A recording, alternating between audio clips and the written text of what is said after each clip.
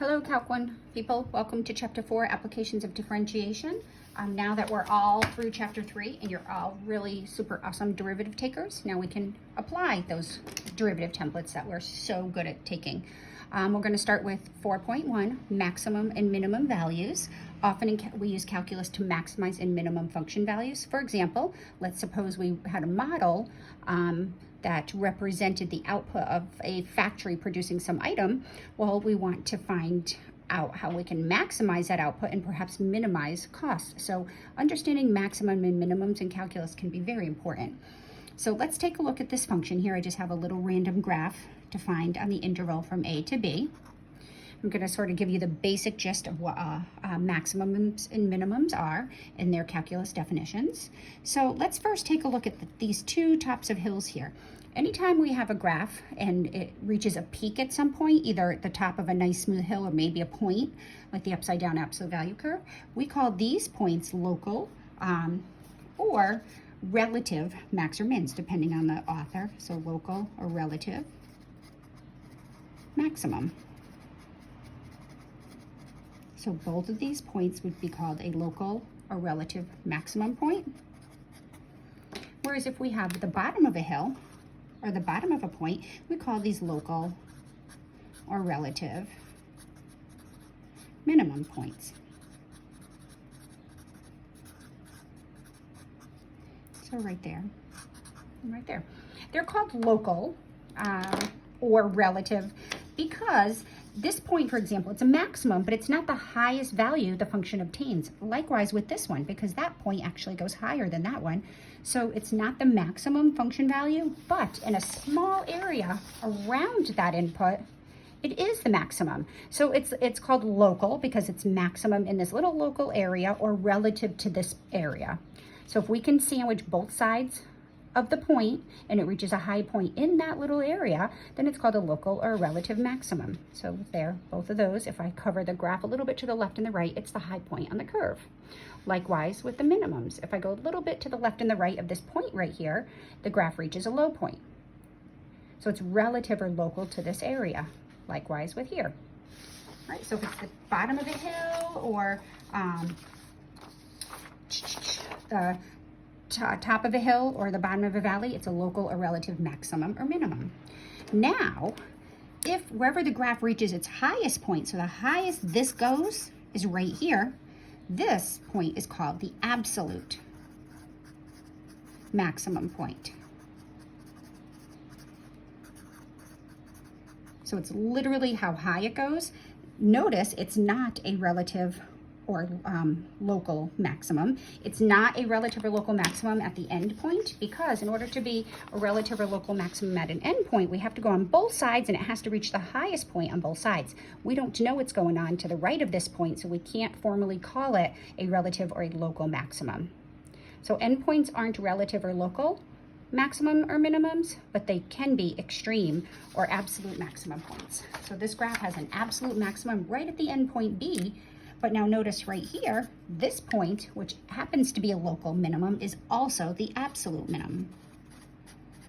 So we have an absolute minimum point here. So absolute maximum and minimums may happen at local maximum and minimums, or they may happen at endpoints, where local maximum and minimums do not happen at endpoints, they happen internally. So let's formalize this. All right, so we're going to write the formal definition. A function has an absolute maximum value of f of c. So this would be the point C and this would be the output at C.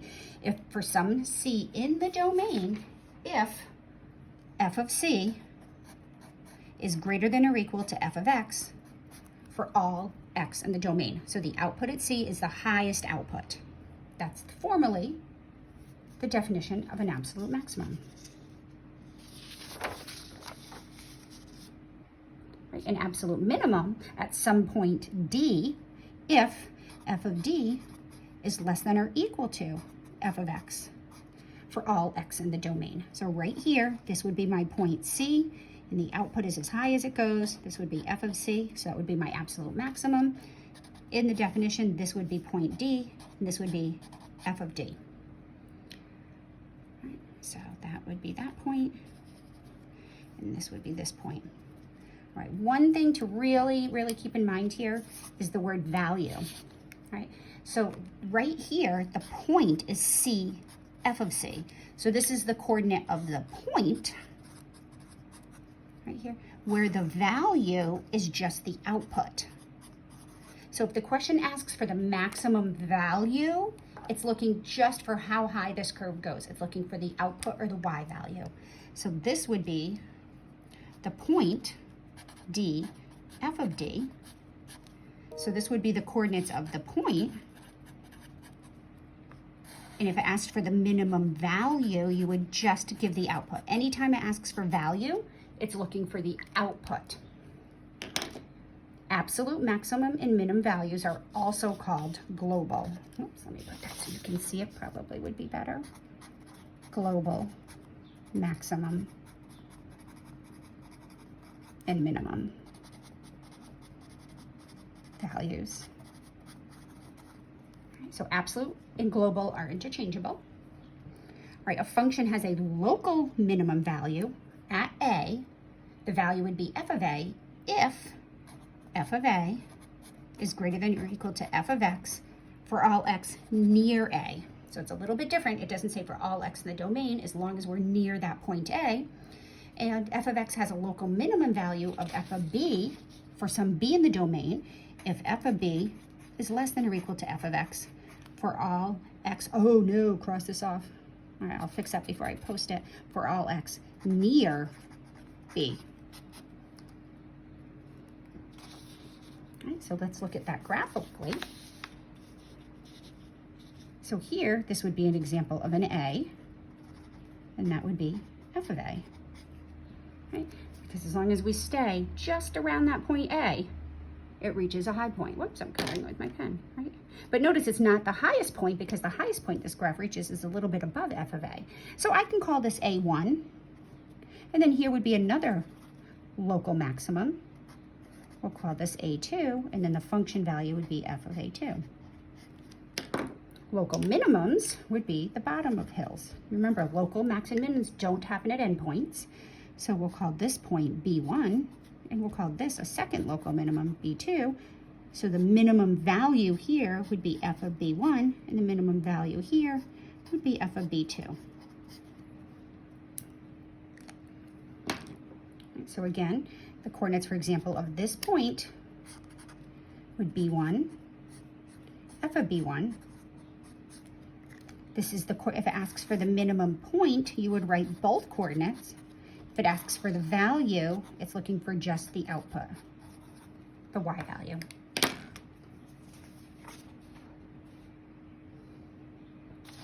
All right, so just a reminder, local maximum and minimums do not occur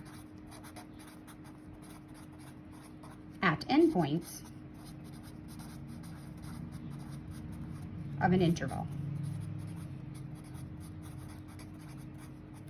Absolute max and mins may occur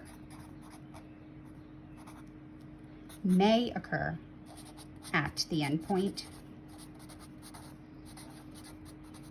or endpoints of an interval.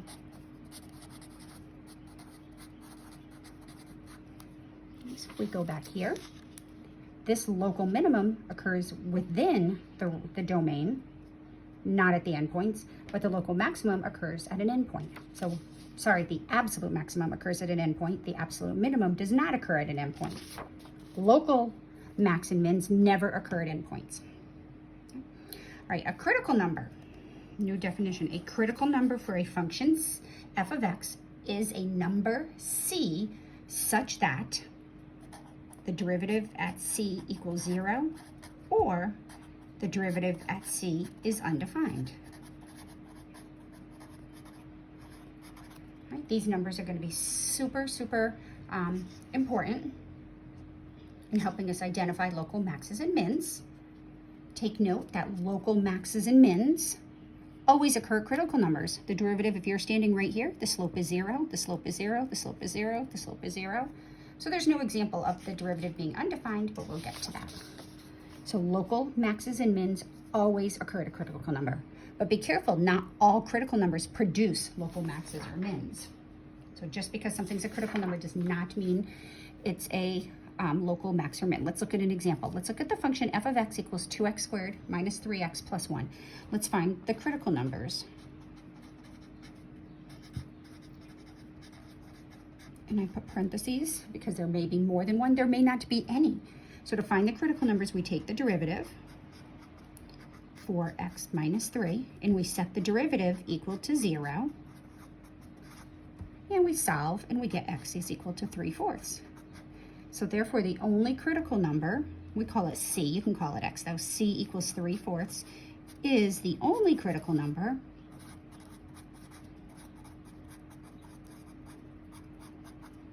for the function f of x equals 2x squared minus 3x plus 1. Now this critical number may or may not be a local max or min, but if there is a local max or min, it has to happen at 3/4. And if we look at the graph, here's the graph of y equals 2x squared minus 3x plus 1. We notice we have a local minimum right here, and it's a parabola, so we know it's going to shoot up forever. We can be guaranteed by this calculus right here that this graph does not make any other turns. The only place it can reach a high point or a low point is 3/4, and that's going to be this point right here. So this is 3/4. And then whatever the value of the function is, if we plug 3/4 in there, I believe it's -1/8, so you just might want to double check that. So this is called, we say therefore, a local minimum at the point 3/4, -1/8. The minimum value is equal to -1/8. So anytime it asks for the value, you see the word value, it's looking for the output of the function. Note here, in this case, this local min happens to also be an absolute min.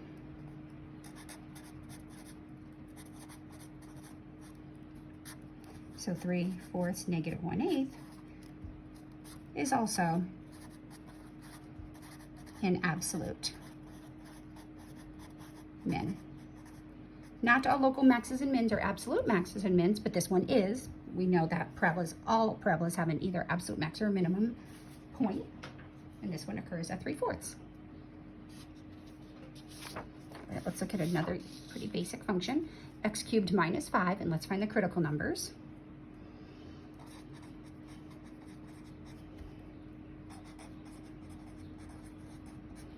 And again, there may be one, there may be more than one, there may be none. So we take the derivative, and we get 3x squared.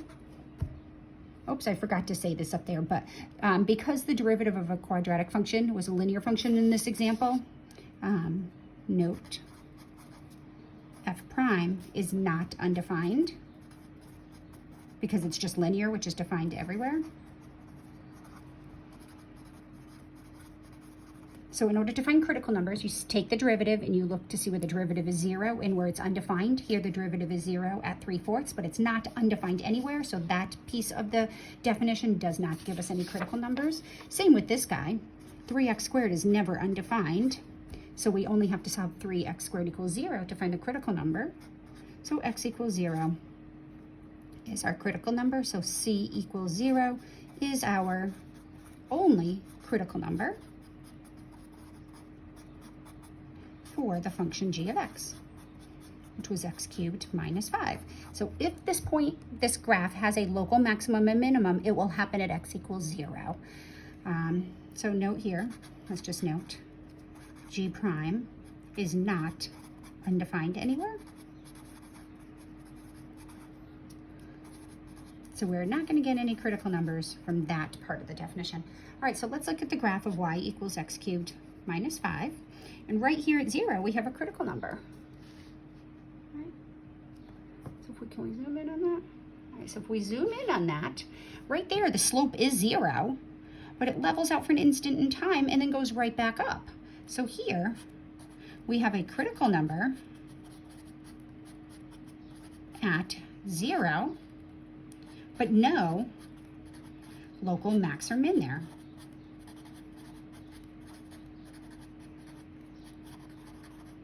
So critical numbers may produce local maxes and mins. Critical number, or they may not produce local max and mins. Oops, there we go, back to normal. They may not produce a local max or mins, but if you have a local max and mins, they happen at a critical number. So I just wrote that here. All local maximum and minimum points occur at critical numbers, but not all critical numbers produce local maxes and mins. All right, so moving right along, the extreme value theorem. If you have a function that's continuous on a closed interval, then you are guaranteed to have an absolute maximum and an absolute minimum for points in that interval. So any function defined on a closed interval will always reach its high point and will always reach its low point.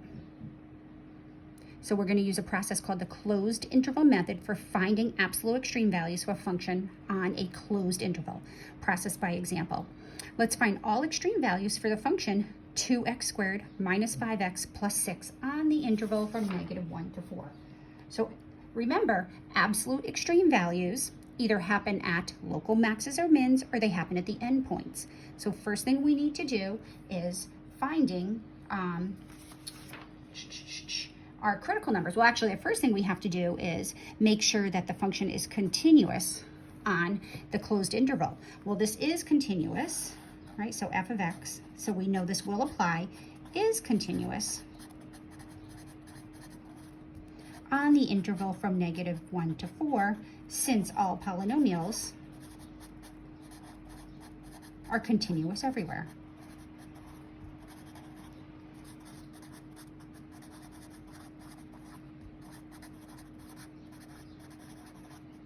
The theorem may not hold if the function is not continuous. It may or may not hold, but if it is continuous, you're guaranteed to have an absolute maximum and an absolute minimum. So we first check that it's continuous, and it is, because we can use the fact that all polynomials are continuous everywhere, and a quadratic function is a polynomial. So let's go right here.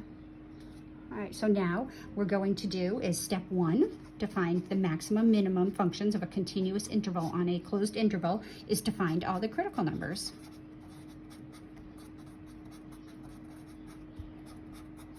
Right, so the critical numbers, we take our function and we take the derivative. Right, so the derivative, to find the critical numbers, we have to examine the derivative. 4x minus 5, and where the derivative is 0 is going to produce a critical number if the derivative is 0 anywhere. And of course, 4x minus 5 has the solution 5/4, right? And this is not, the derivative is not undefined anywhere. So we exclude that part. So therefore, the only critical number is c equals 5/4. So that's the critical number for this function. All right, so now remember, absolute extreme values happen either at critical numbers or at endpoints. So the second step is just as easy as finding the outputs at all these key points. So create a table of values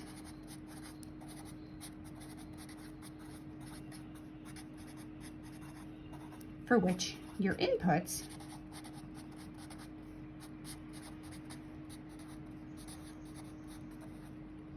are all critical numbers and the endpoints of your interval.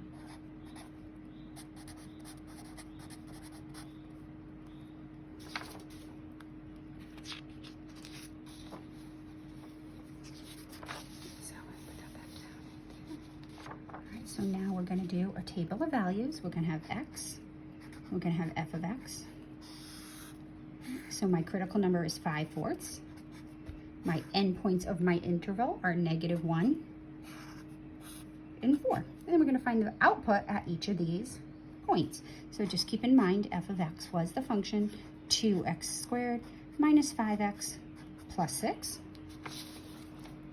So if we stick 5/4 into this function, I get 23/8,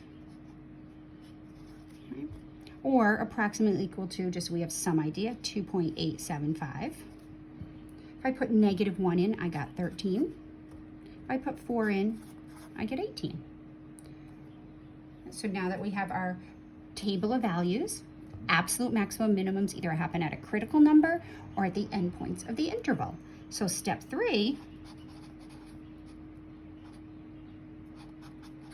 is to look at the outputs and literally pick the largest output and the smallest input. So identify largest output in your table. And this is your absolute max.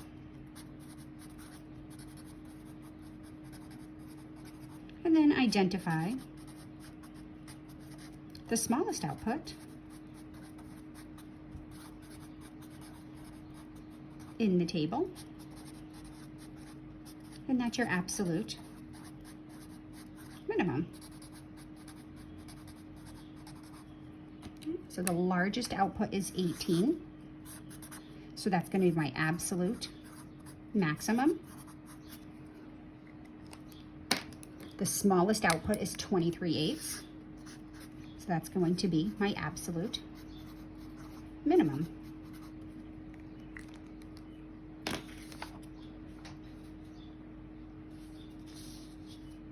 So if we look at the graph, here's the graph of y equals 2x squared minus 5x plus 6. Right, it reaches its high point right here.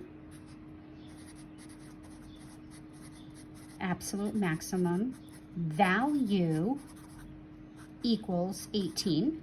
We can say it occurs at the endpoint x equals 4. And this would be the absolute minimum value would occur here.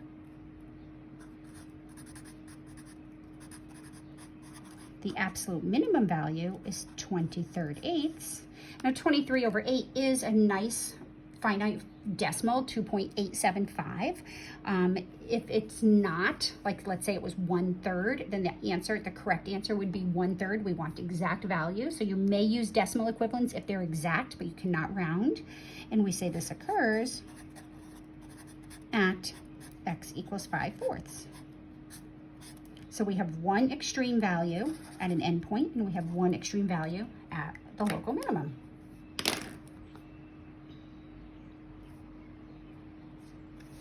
So let's do one that's a little bit trickier. Keeping in mind that all absolute extreme values for a continuous function on a closed interval will happen either at a critical number or at the endpoint of the interval. So we have to find the critical numbers, we have to check the endpoints of the interval, and then decide where the highest point is and the lowest point is. So this one's a little bit trickier. The cube root of x squared minus x on -4 to 4. So let's find our critical numbers. So we're going to take the derivative. Right, so the derivative of f prime of x. All right, I always turn all radicals into fractional powers. So the derivative is 1/3 x squared minus x. So we bring the power out front, leave what's inside alone, drop the power by 1, and then multiply by the derivative of what's inside. Now the parentheses here are essential because we are multiplying that whole thing by 2x minus 1. I'm going to put it back like this. I'm going to leave this. I'm going to put the 3 in the denominator with the x squared minus x to the 2/3 power. All right, so this one is a little bit trickier, but don't let the algebra get messy, too messy for you. Whoops, I'm going to change these. I did it for 2, so this is a typo. So let's change it to, because I even graphed it this way. Let's change, and when you print this out, it will be -2 to 2 on your handout. I'll fix it before I post it. So find the absolute maximum and minimum values for the function f of x equals the cube root of x squared minus x from -2 to 2. So my endpoints are now -2 and 2. That was just a typo. All right, so now we want to know, where is this fraction equals 0 and where is this fraction undefined? So take note that a fraction equals 0 when the numerator equals 0.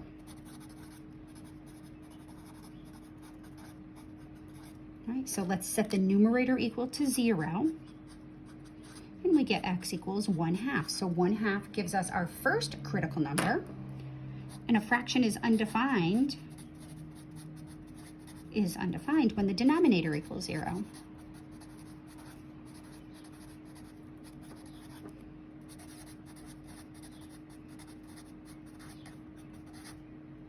Right, so we can set the denominator equal to 0. 3x squared minus x to the 2/3 equals 0.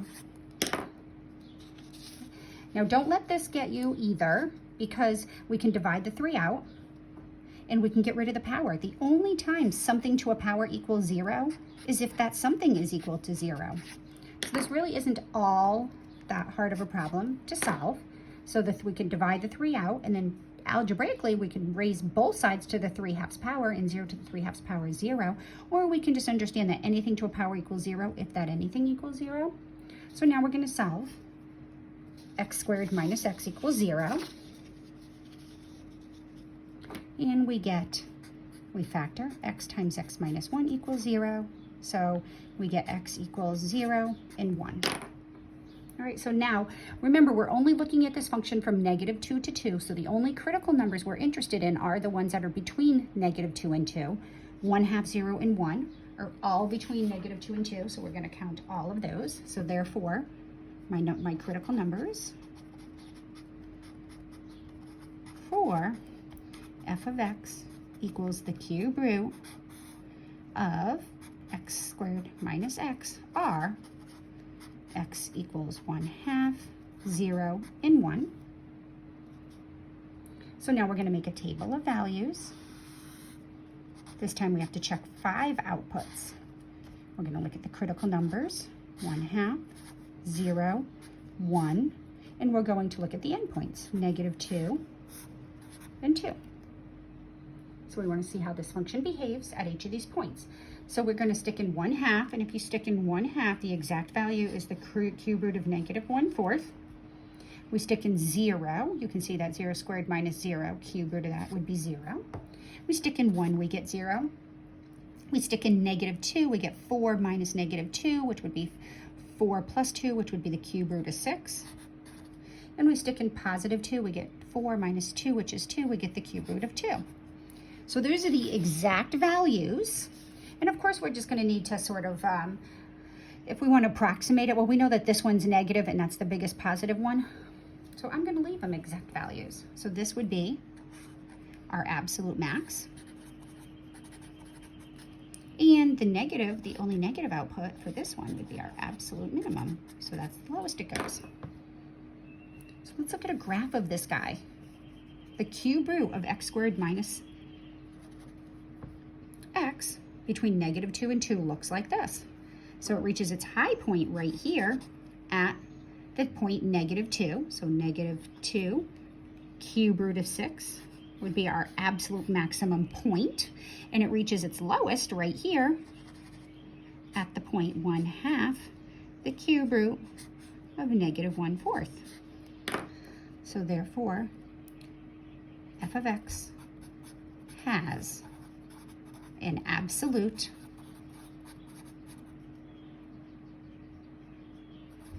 max value. If it asks for the value, it's looking for the output of the cube root of 6. It occurs at x equals -2, and an absolute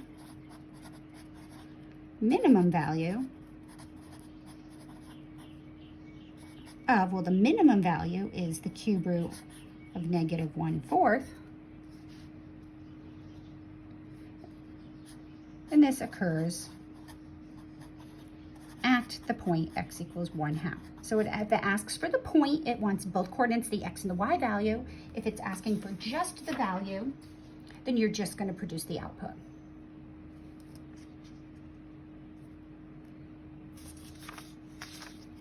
All right. So let's just go over what we just talked about. We just talked about the extreme value theorem. The extreme value theorem says if f of x is continuous on a closed interval, then the function obtains an absolute maximum and an absolute minimum on that interval.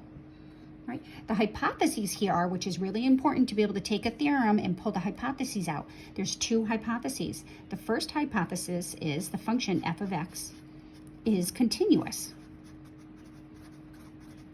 The second hypothesis is the interval is closed. Right?